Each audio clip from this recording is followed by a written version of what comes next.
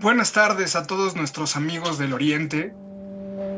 Hay una oposición que desea la renuncia del gobierno, otra que desea el camino de la transformación institucional y otra mucho más cautelosa y mucho más dispersa que se manifiesta en la conversación.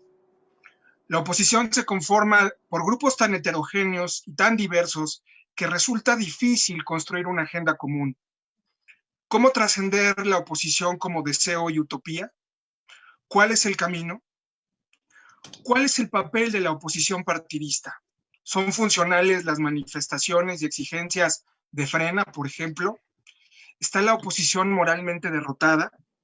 Para debatir este tema y llevarlo al siguiente nivel me acompaña maestro Fernando Dora Camargo, quien estudió en el ITAM y estudió la maestría en estudios legislativos en la Universidad de Hull, en Reino Unido. Desde 2009 es coordinador académico del Diplomado en Planeación y Operación Legislativa del ITAM. Actualmente se desempeña como asesor, conferencista, consultor y analista político. Es uno de los mayores expertos en temas legislativos. Bienvenido, Fernando, qué gusto tenerte aquí. Muchas gracias, Fernando. Encantado de estar aquí y un saludo a Giancarlo, que ahorita lo vamos a presentar.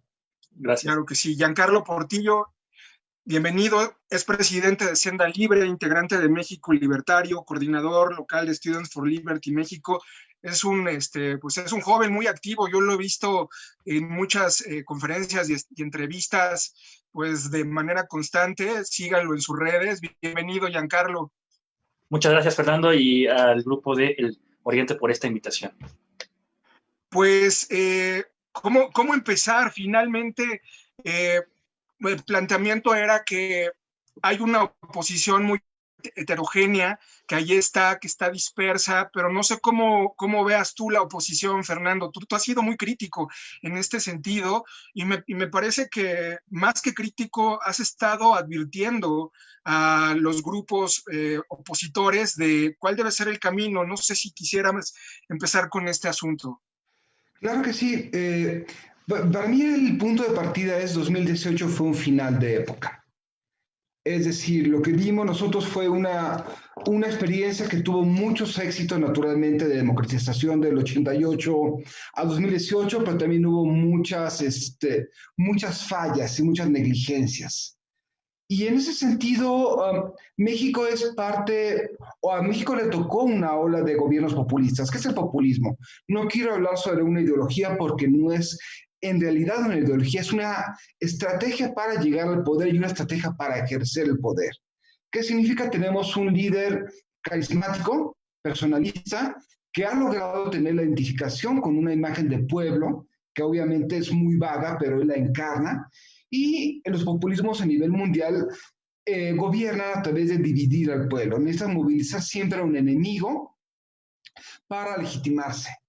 Y en esta dinámica México pues no fue muy distinto. Los populismos triunfan en los países donde las élites tradicionales no entienden o no supieron leer las demandas de la democracia. Y aquí hubo demandas muy claras como corrupción, como seguridad o como desigualdad. Ahora, entendiendo esto, y sabiendo que el discurso del gobierno es polarizador, lo que requiere a un enemigo siempre es qué va a hacer la oposición o qué se va a plantear aquí.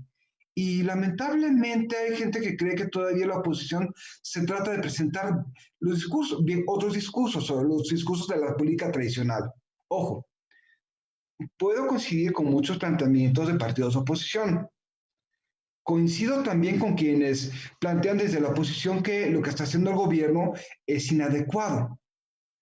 Pero, sí, pero antes de comenzar a representar algo, a oponerse a algo, necesitamos replantear cuál fue el fracaso y cómo el gobierno triunfó y se mantiene popular. En ese sentido, el primer paso es, pueden tener los grupos de oposición toda la razón, pero ahorita la lucha es, uno, por desarticular las pasiones que precisamente el presidente que está implantando, y dos, plantar una alternativa. Y lamentablemente quiero dejarlo aquí por un momento, el camino va a ser algo largo para llegar a ese punto, y lamentablemente esa reconstrucción va a ser no desde la federación, sino desde las localidades. Claro. Giancarlo, ¿cómo lo ves tú?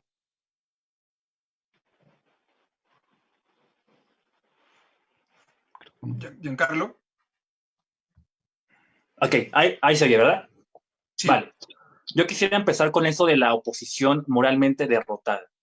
A mi juicio, los moralmente derrotados es la cuarta transformación, pero tener una moral sólida no te garantiza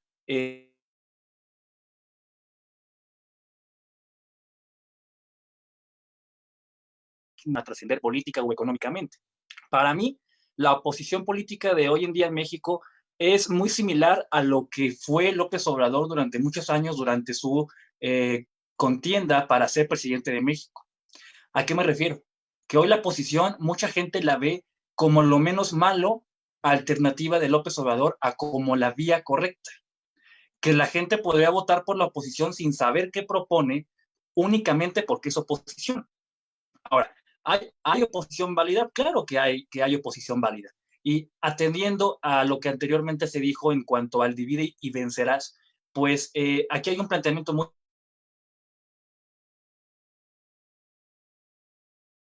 México Libre, por ejemplo, de Felipe Calderón, que principalmente le negaron pasar por los filtros del INE, y dices, bueno, ¿a quién le conviene más que México Libre de Felipe Calderón y todos los partidos políticos posibles pasen, que obtengan el registro? Pues, ¿a quién le conviene? A López Obrador. Entre más partidos políticos haya de oposición, más votos fragmentados va a tener la cuarta transformación en contra, fragmentados, divididos entre, llámese PAN, llámese PRI, llámese México Libre, Movimiento Ciudadano, lo que sea. Entonces, dos puntos y igual, creo que la oposición en México se ha enfocado a criticar lo que no tiene que ser criticado políticamente. Digo, si López Obrador sale sin cubrebocas, bueno, es criticable, sí es criticable, pero esa crítica trasciende políticamente en cuanto a los votantes que simpatizan con la cuarta transformación. Claro que no. Al contrario, en lugar de restarle votos, le sumas, porque dicen, bueno,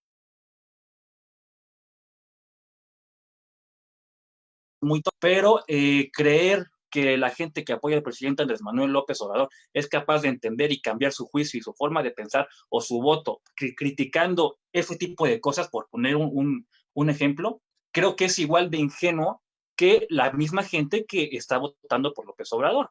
En lugar de ver lo rescatable dentro de lo malo, únicamente viendo lo malo, creo que no se está logrando nada. Y la discusión en cuanto a ideas, en cuanto a ideales, en cuanto a lo que debería ser, viene a segundo término para la gente, no para mí. Para mí, para gente como nosotros, podríamos decir, bueno, es que discutir ideales, discutir cosas que deberían ser, es lo correcto. ¿Por qué? Porque vamos a ver hacia dónde vamos. Bueno, pero para la gente que hay que cambiarle ese chip o esa idea de que las cosas están mal, no lo ven así, no lo entienden así, no se van a poner a discutir ideales de libre mercado, de lo políticamente incorrecto, de vías económicas. Ellos lo que les importa es exhibir corrupción, exhibir el neoliberalismo de los sexenios pasados y ya. Entonces, me parece que de inicio, para finalizar esta primera intervención, los moralmente derrotados no necesariamente son los que pierden. Los moralmente derrotados, a mi juicio, es la cuarta transformación y están ganando. Los moralmente que se mantienen un poco más sólidos, por así llamarlo, es la oposición que está perdiendo. Gracias. Un poco retomando lo que menciona Fernando, parece que cualquier ataque que está presente en el espectro público hacia el presidente, lejos de contribuir a su decrecimiento en las encuestas, lo afianza. O sea, el discurso anti-AMLO parece que ejerce un efecto contrario, es decir, no lo vemos que se vaya desgastando, no vemos que el presidente pierda puntos en las encuestas, incluso con todas estas adversidades como la pandemia, el manejo erróneo de comunicación que han tenido y de implementación, pues tampoco se reduce el porcentaje y los ataques arrecian, pero el presidente sigue firme en las encuestas, al menos así lo veo, y pareciera ser que el camino, como tú señalas, pues va a ser bastante duro. De hecho, yo recuerdo un artículo que publicaste hace algunos meses en donde criticabas un poco que la oposición partidista era un espectador, ¿no? Era un testimonial, sobre todo en el Congreso, y ponías el ejemplo del presupuesto de egresos de la Federación, ¿no? Criticabas un poco las propuestas del PAN y también mencionabas que el PRI permanecía pues verdaderamente pasmado porque en cualquier intervención podían sacarle un expediente. ¿Tú cómo ves esto? Creo que la gran trampa del gobierno en la que todo el mundo ha caído es el discurso moral. Tan solo con hablar de moralmente derrotado, el gobierno está poniendo las cosas en su propia cancha. ¿Por qué? Porque no puede haber, en estos momentos, el gobierno tiene su base, tiene su propia legitimidad a través de una noción de lo bueno y lo malo. Divide a la gente entre fifís y pueblo bueno. Y naturalmente, ¿por qué es esto? Porque esa polarización lo legitima, lo fortalece. Y además de todo, ayuda a que el presidente defina quiénes son los enemigos del régimen. Por lo tanto, comenzar a hablar de moralidad es ponernos justamente en su lado de la calle. Ahora, y otra vez, no implica que la oposición no tenga la razón. Yo puedo coincidir con muchas cosas de la oposición. Entonces, la primera gran trampa es ese discurso moral. Y en la medida que una oposición tienda a colocarse como algo contrario a la persona que maneja las emociones públicas, lo estás fortaleciendo. ¿Por qué? Porque lo único que le piensas es decir, ven, ellos se oponen a mí. Ellas son las personas que me tienen miedo, son las personas que quieren que fracase. Por lo tanto, un movimiento de oposición a partir de eso termina fortaleciendo. Ahora, va a haber un momento, si se sigue en esa ruta, que el presidente ya no va a contar las emociones, pero al momento que se basa la oposición como irnos en contra de, vamos a acabar poniendo a otra persona con un discurso moral igual, pero en el otro lado del péndulo. Y si nosotros queremos romper esto, hay que hablar de una cosa. En primer lugar, conocer que lo que hubo antes de 2018 ya no va a volver. Y eso implica, en primer lugar, reconstruir una noción de qué nos une. Si el discurso del gobierno es polarizante y es altamente segregacionista con respecto a quién es bueno, quién es malo, y sabiendo que el gobierno en ese discurso tiene una clara ruta de cómo puede incluso hasta radicalizarse, el discurso moral es un discurso teleológico, hay una definición, hay un destino. A él la crisis le viene como anillo al dedo, por ejemplo, hay una visión de futuro. Por lo tanto, la primera parte es qué nos va a unir a nosotros con personas que no coinciden con nuestras ideas después de que esto pase. Y aquí hay un reconocimiento, hay extremos, hay posturas que son innegociables en un lado y en otro. Estos son aproximadamente ahorita un 40% del electorado. Así de fuerte es. Y podemos hablar de dos cosas. Podemos irnos a algunos de los extremos, los que estamos en medio, o podemos reivindicar un espacio intermedio de diálogo. Y eso no implica que seamos tibios o que queramos quedar bien con alguien. Yo tengo esa postura, por ejemplo, creo en la libertad totalmente. Tal vez, si queremos nosotros comenzar a reconstruir eso, necesitamos pensar tal vez un poco más en igualitarismo, incluso. Pero dentro de eso, ¿cómo vamos a reconstruir ese espacio intermedio? ¿Cómo vamos a irnos con los moderados de un lado y del otro para que los radicales no tengan peso? Y segundo paso para mí es lo que colapsó, no colapsó de gratis, no es una casualidad, no llegó de pronto López Obrador y dijo, vamos a acabar con todos. Él trabajó consistentemente en minar la confianza en las instituciones públicas, naturalmente por muchos años, pero también las instituciones públicas no respondieron. Quedó pasmado ante escándalos de corrupción. Una de las causas que por muchos años hemos practicado, Fernando, la reelección inmediata. No la soltaron hasta que se vieron obligados a hacerlo. El sistema fue omiso. Por lo tanto, el reposicionar una alternativa tiene que ver con autocrítica. Tiene que ver con la regamos también nosotros. Tarde o temprano va a haber un momento en donde comencemos a reconstruir. Y esa construcción tiene que ver con qué nos une, quiénes somos, cómo fallamos, y a través de eso, cómo reconstruimos una noción de comunidad. Es algo que también hablo en mis textos, que es el nuevo nosotros. Y en ese sentido, y en esa dinámica, la oposición partidista también hablo mucho que va a pasar por un periodo de reconfiguración muy serio. Ese periodo va a iniciar en 2021 cuando acaben las elecciones y nos acabemos de dar cuenta que lo que había ya no vale. Y ese periodo de reconfiguración para mí viene de 2024 a 2027. ¿Cómo va a ser lo local? Vamos a ver a partir del año que entra líderes locales fuertes, alternativos, pero no va a bastar para construir una oposición nacional. Eso va a comenzar a verse alrededor de 2026-27, si las cosas van bien. Y a partir de ahí, los partidos políticos con liderazgos locales fuertes van a revincularse. Y eso va a implicar que el sistema de partidos va a ser muy distinto. Y es algo que también hablo mucho. La reconstrucción va a tener que ir mucho más por lo que vayan a hacer los millennials en los próximos años, a lo que puedan hacer los boomers y lo que podamos hacer la generación X. Creo que esa reflexión de no fue gratuito el colapso, hay que reconstruir y hay que repensar, es algo que tiene que ver con la imaginación de precisamente la generación de ustedes en estos momentos. Pero sí, retomando el tema, el jugar en el discurso moral sobre quién está moralmente derrotado o no, es jugar justamente en la cancha de gobierno. Y dos, los partidos políticos ahorita van a tener que aprender a, si no renuevan los cuadros a jóvenes, que entienden mejor lo que pasó, no comienzan a adoptar estructuras horizontales de toma de decisiones, van a ir desapareciendo. Pueden quedar en un 5, 3, 5% de votación y pueden comenzar a acabar enquistándose en una pequeña élite en donde ya no atraigan jóvenes. Morena tampoco va a desaparecer. Es un partido ahorita mayoritario. ¿Va a ser hegemónico? Lo dudo mucho, se lo podemos discutir más adelante.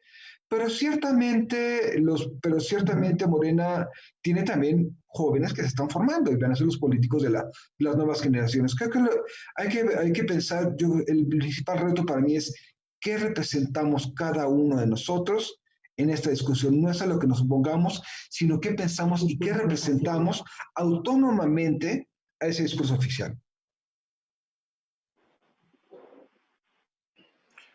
Claro, en este sentido, Giancarlo, bueno, un poco lo que menciona Fernando, que me parece pues muy lógico, es la batalla está en el centro, ¿no? Es decir, los extremos finalmente ya tienen a sus votos duros y la batalla sería en el centro y una batalla un poco más regional, focalizada quizá, pero también está, me parece, la presencia de grupos liberales, de jóvenes libertarios que están ahí también tratando de abrir espacios y me parece que también en gran medida ese tipo de movimientos pues también son regionales, son muy como a veces insulares y algo está pasando ahí que no ha permeado tampoco dentro de la sociedad, ¿no? ¿Cuál es el camino que ustedes más o menos han venido diseñando? ¿Qué es lo que alcanzas a percibir en este contexto que hemos estado platicando, ¿no? ¿Cómo le haces para contrarrestar? No cómo le haces tú, sino cómo se le hace para contrarrestar la fuerza de la narrativa presidencial, que me parece también algo importante y que se ha señalado aquí. Mira, Fernando, desde la poca, mucha o nula experiencia que he tenido a lo largo de estos últimos años en que me he metido más a esta, vamos a llamarle batalla en redes sociales en cuanto a lo político, económico e incluso cultural, por muchas entrevistas que he hecho, debates o cosas por el estilo, te das cuenta, o bueno, me doy cuenta de que si bien es cierto, una buena alternativa, como lo exponen, es ir incluyendo a jóvenes en la política, ideas frescas, ideas renovadas, ideas actuales que se den cuenta de lo que es de hoy y que dejen de ver lo que es el ayer, porque vemos que muchas personas dicen, bueno, es que el gobierno de Salinas fue así y el gobierno de Zedillo fue así, pero no ven lo que es hoy. Y nos guste o no, pues quien más está viendo lo que es hoy es los que no vivió en el ayer, pero eso tiene un arma de doble filo. porque yo he visto en jóvenes que están bastante influenciados por este gobierno de la Cuarta Transformación, que por más que les expliques, los ideales que tienen en la cabeza siguen siendo los mismos. Llámales izquierda, llámales progresismo, como le queramos llamar, también incluir jóvenes también tiene un lado oscuro, porque también son los jóvenes los que no vivieron las consecuencias de gobiernos pasados, los que no saben a dónde les van a llevar esas ideas. También son jóvenes los que traen ideas frescas, ideas que no conocieron los gobiernos pasados, los que saben a dónde pueden llevarnos esas ideas. Pero son alternativas que nos pueden salir bien o nos pueden salir muy mal. Últimamente se critican las intenciones y no los resultados. Eso es también lo que yo me he topado en mi poca experiencia en redes sociales o en charlas con jóvenes, en grupos de debate y demás, que dicen, bueno, es que lo que debería ser es llegar a la igualdad material, por ejemplo, que siempre hablan de eso. Nunca nos dicen cuántas piscinas debemos tener, pero siempre te dicen que lo ideal sería llegar a un país que sea más igualitario, que haya menos desigualdad económica, y nunca te dicen cómo demonios le van a hacer. Es lo que yo he visto. Ahora, como oposición, fíjate que la semana pasada yo hice un video en vivo desde las redes de México Libertario, hablando sobre una cosa que creo que no mucha gente vio en torno a la decisión de la Suprema Corte de Justicia en cuanto a su reformulación de la pregunta materia de la consulta popular. Porque veo muchos Salió jóvenes... en López Dóriga, incluso. Así es, lo puso en López Dóriga. Veo que muchos jóvenes libertarios, señores libertarios, dirigentes libertarios, liberales, de derecha, como le queramos llamar, en cuanto la Suprema Corte de Justicia anunció que la materia de la consulta popular era constitucional y que iban a reformular la pregunta inmediatamente, sin esperarse a ver la pregunta que la Suprema Corte iba a dar, y de inmediato empezaron a publicar y tuitear que la Suprema Corte vendida, que la Suprema Corte debilitada, que ya se perdió el último bastión que le quedaba a México contra la Cuarta Transformación. Y no lo voy a negar, yo igual lo pensé como joven explosivo de decir, esto está mal, ya valió queso esto, ¿no?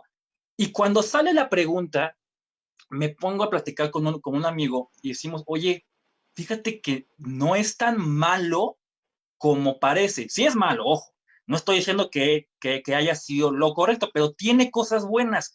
¿A qué voy? La pregunta, por ejemplo, que la Suprema Corte reformula, ya no habla de expresidentes, ya no habla de actores políticos precisos, ya habla de actores políticos en general, ya habla de todos los servidores y funcionarios públicos de aquí al pasado y de aquí al futuro, ya no habla de llevar a cabo una investigación por parte del Ministerio Público, ya habla más bien de esclarecer hechos, ¿vale?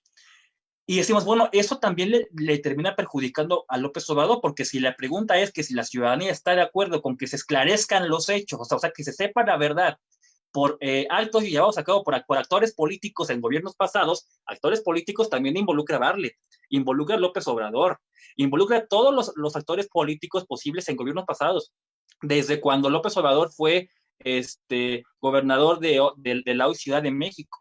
Entonces dices, bueno, sí es muy malo, pero te puedes enfocar en dónde darle en su punto débil en la hoy Cuarta Transformación. Lo vemos con la marcha de Frena, ¿no? Que López Obrador sale y dice, bueno, si juntan 100,000 gentes me voy. Y Frena dice, bueno, sí juntamos más de 100,000 gentes. ¿Y qué sale ayer hoy a decir López Obrador? ¿No? Espérense, no tomen ansias, espérense a 2021, ahí podrán sacarme, o espérense a las próximas elecciones, ahí podrán sacarme, y Frena, pues no que no te ibas a ir, perdón, no que te ibas a ir, y no que si juntábamos, pues eso obviamente no va a pasar, ¿no? Entonces, en resumen, meter jóvenes, sí, pero no, lo vemos con Gibran, por ejemplo, Morena, Antonio Atolini, bueno, jóvenes dentro de un partido que casi está pues lleno de gente de mayor edad que ellos, ¿no?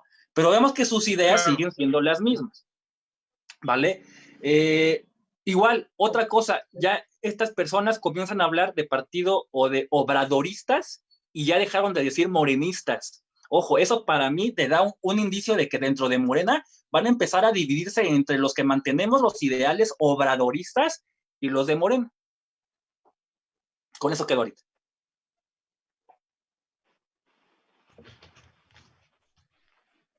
Ok, gracias, Giancarlo, ¿me escuchas? Gracias. Fernando, un poco retomando lo que mencionabas de los partidos políticos y un poco también haciendo referencia a los jóvenes que participan en política, pues también los partidos políticos son monopolios, ¿no? Y si la salida va a ser partidista, pues es muy difícil que la propia sociedad, los propios ciudadanos, se vayan apropiando de los partidos, porque finalmente los partidos, a ser entidades públicas, pues deberían también fomentar en gran medida la formación de ciudadanos afines a sus ideas, a sus planteamientos. Y de pronto los partidos funcionan más bien como monopolios, como familias enquistadas ahí, y es muy difícil hacer ese tipo de participación política de los jóvenes, ¿no? Cambiar la narrativa desde las cúpulas partidistas o desde los espacios partidistas, pues a veces es sumamente desesperanzador. No sé cómo lo veas tú, o sea, cuál sería ahí el camino. Y un poco nada más para también abonar lo que habíamos mencionado de Morena y el partido hegemónico. Coincido en que no veo un partido hegemónico aún, porque tienen un desastre incluso en su elección interna, pero sí veo lo que dice Giancarlo en el asunto de la presencia del obradorismo y el partido Morena como un ariete del propio presidente. Bueno, no sé cómo lo ves. yo aquí tiendo a ser bastante cínico, es decir, ¿por qué un joven se va a meter en la política? Porque tiene una ambición pública. Es decir, son personas que tienen esa ambición. Ahora, puede haber todo tipo de motivaciones para entrar a la agenda pública, hay todo tipo de motivaciones. Y aquí creo que es una construcción de liderazgos, es decir, para mí un militante Morena no es por militar en Morena una persona depravada o sin valores, ¿no? Hay gente con muchos valores en ese partido, como hay gente con muchos valores en todos los partidos y gente no necesariamente deseable en todos los partidos. Entendiendo eso es cómo vamos a hacer para que un joven se traiga en política. Creo que hay que hacerlo emocionante.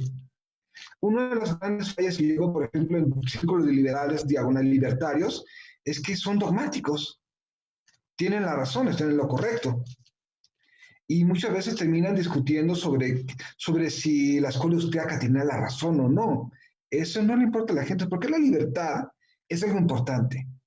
¿Por qué tienen ustedes que saber de esto? ¿Por qué es válido? Y lamentablemente en todos los partidos hay mucho dogmatismo en eso. Yo creo que mi primera parte sería, a ver, señores, la política es un juego de estrategia. Me gustó mucho ahorita que Giancarlo habló sobre la resolución de la Suprema Corte no es tan mala, no, pero no es tan mala, pero es realismo político. Hay que entender eso.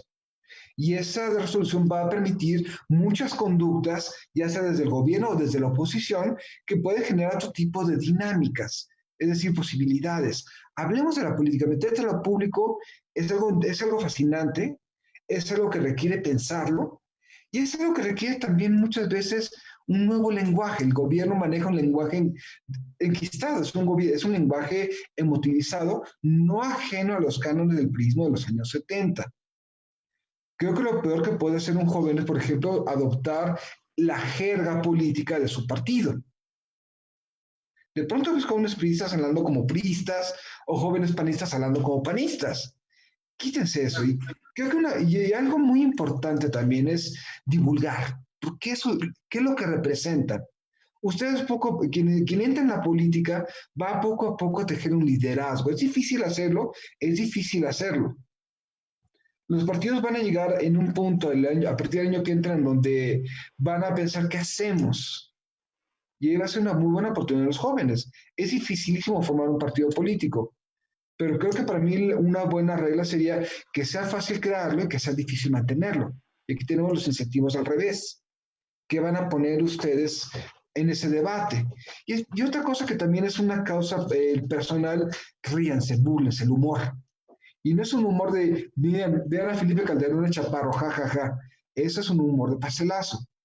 sean más refinados, busquen la sátira, busquen el distanciarse de lo que se van a burlar, ver el absurdo y reflejar el absurdo. También hay una técnica al satirizar. Y es también un tema que manejo, es decir, búsquense más mentes satíricas. Hay muy pocos en México, tal vez muy enfocados hacia un extremo, como Calderón, por ejemplo, o como Alarcón, pero búsquense otros extremos. Hay Ujú. grandes cómicos en otros países. Douglas Adams, por ejemplo, Terry Pratchett, Monty Python. Piensen en un humor que desdoble, no que confronte. ¿Por qué? Porque en esas risas van a poder encontrar alternativas. La función del joven ahorita es abrir posibilidades. Y lo que quiere el gobierno ahorita, lo que quieren muchos opositores de la vieja guardia es reducir las posibilidades. Creo que ese tema bueno, va a venir buena parte de la lucha precisamente de los jóvenes ahorita. ¿Qué posibilidades hay? No es blanco o negro. Juguemos en eso. ¿Por qué? Porque a la hora que nos distanciamos y nos reamos, podemos reconstruir más rápido. Claro, completamente de acuerdo. Giancarlo, no sé si quieras comentar algo al respecto. Sí, algo muy interesante de lo que se habló aquí fue de la burla, de la sátira, y yo concuerdo en todo con eso. Creo que a veces permea más, por muy tonto que suene, un meme sobre López Obrador que una reflexión sobre la resolución de la Suprema Corte, por ejemplo. A veces un artículo que critica la resolución de un amparo llega a 100 personas, pero un meme que expone que el presidente hace un video de béisbol mientras no hay medicamentos en los hospitales trasciende a millones. Es bueno, es tonto, pues sí, si quieres ver el fondo en cuanto a lo que debería importar, bueno, pues sí, pero es lo que está importando ahorita y es lo que hay. Y también concuerdo de todo con Fernando cuando dice que desgraciadamente somos muy dogmáticos y digo somos porque también me considero libertario, diagonal, liberal, y que me muevo en todos estos proyectos, en todas estas organizaciones afines a esto, pero sí, mientras nos ponemos a discutir si quién era mejor, Murray Rothbard o Ayn Rand, Morena está teniendo la ganancia y los jóvenes que no conocen ni a Murray Rothbard ni a Ayn Rand están entrando en la política haciendo cosas que no siempre son buenas.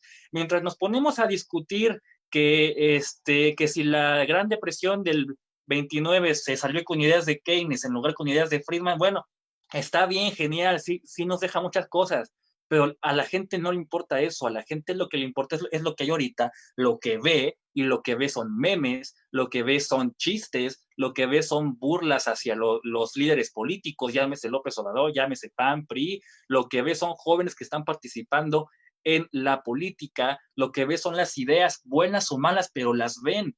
Las otras ideas se quedan ahí en lo ideal, en lo bonito, en lo que llega a ser, y si en algo concuerdo es que no puedes llegar a un fin como vamos, por ejemplo, a ponerlo así.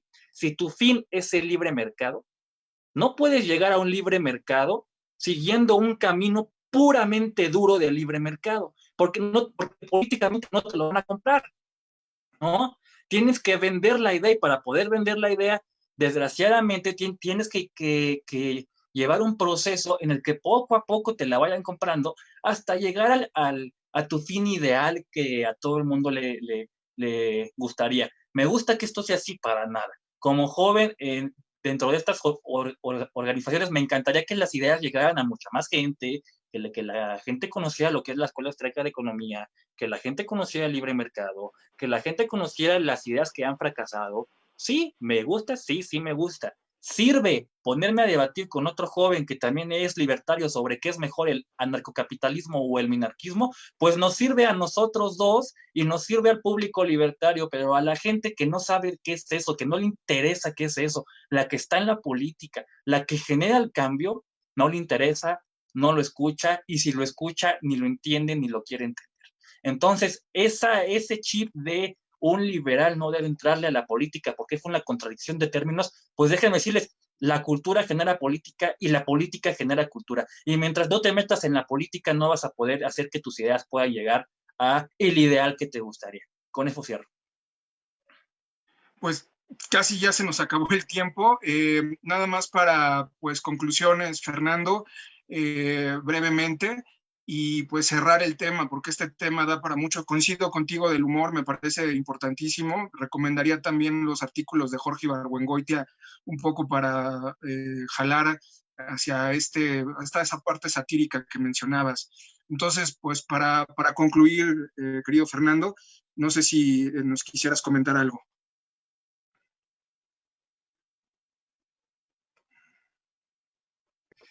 Muy rápido. Hay un meme que vi ayer y que le puse like en Twitter, que dice, si le sacas 5,000 pesos a un tipo que trabaja y le das 1,000 pesos a 5 que no trabajan, pierdes un voto, pero ganas 5. Eso es completamente correcto. Pero creo que para llegar a restablecer un sistema capitalista es a esos 5 necesitas ahorita que creen que esto basta con repartir, necesitas hacerles algo, necesitas tratar, necesitas darles alguna compensación. Creo que el pensar en un sistema meramente capitalista ahorita es irnos en el paso 10. Ahorita que tratar de pensar en qué vamos a explicarle a esos 5 que tienen la expectativa de ganar algo, cómo los vamos a compensar ahorita y cómo los podríamos reencauzar para en algún futuro puedan aspirar a ganar los 5,000. Creo que es el tipo de temas, cómo reconstruimos esa pertenencia. Y otro autor que me gustaría poner ahorita, que es para un gran referente sobre responsabilidad individual, que creo que es algo que también estamos pensando ahorita, Václav Havel. Lean sus obras de teatro y buscan además sus cartas a prisión. Se llaman Cartas a Olga, están en Galaxia Gutenberg, y ahí habla mucho de la responsabilidad de cada uno de nosotros en este entorno. Y con eso yo quiero cerrar esta reflexión. Muchas gracias, Fernando. Giancarlo, para también cerrar y concluir. Sí, nada más exhortar a quien nos esté viendo, que nos vaya a ver, que nos va a escuchar, incluso ustedes, compañeros, también, porque creo que si en algo concordamos es una conclusión sólida para mí, es que sí, es muy bueno tener un código de valores bien establecido, sí, es bueno ser éticamente correcto, sí, es bueno tener ideales sólidos, ideales correctos, si los queremos llamar así, ideales probados que funcionan, ideales que a lo mejor no son los más aceptados, pero el que no sean los más aceptados no quiere decir que estemos mal. Puede que estés loco, pero estar loco no es malo del todo. Sí está bien, pero también está bien, no, más bien, también es imperativo ser pragmático, ¿vale? Ser pragmático y no creer que toda la gente tiene ideales sólidos como tú. Puedes ser la gente más racional del mundo, pero si piensas que todo el mundo es racional, mi amigo, no eres racional, eres un irracional como todos los demás. No puedes llegar a veces puramente y duro con un ideal, que eso es un ideal, a permear en la gente que no tiene ideales. Entonces hay que pasar del dogma a lo político, de lo ideal a lo práctico, de lo apático a lo político, y así poder generar verdaderos cambios a futuro. Y bueno, eso es todo. Muchas gracias por esta invitación.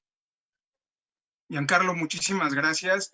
Fernando, muchísimas gracias por estar aquí. Yo nada más quisiera cerrar recomendándoles el libro de Fernando Dorak, que se llama Para que se queden los que sirven. El asunto del tema de la reelección legislativa me parece importante. Está publicado por la Fundación Friedrich Naumann y lo pueden descargar. Está ahí en las redes para que le echen un ojo. También revisen el material que sube Fernando Dorak en su página. Los invito a revisen sus artículos y sus intervenciones en el programa de Luis Cárdenas. Y pues nada, les agradezco, Giancarlo, igual a ti, a Fernando y a toda la audiencia del Oriente que estuvo aquí presente. Recuerden que nos vemos todos los miércoles a la 1:30 para hablar de los temas de la agenda pública. Y pues como siempre, fue un gusto saludarlo. Nos vemos, nos vamos, pero regresamos. Nos vemos el siguiente miércoles. Un abrazo a ambos. Gracias por estar. Gracias. Encantado. Gracias. Gracias.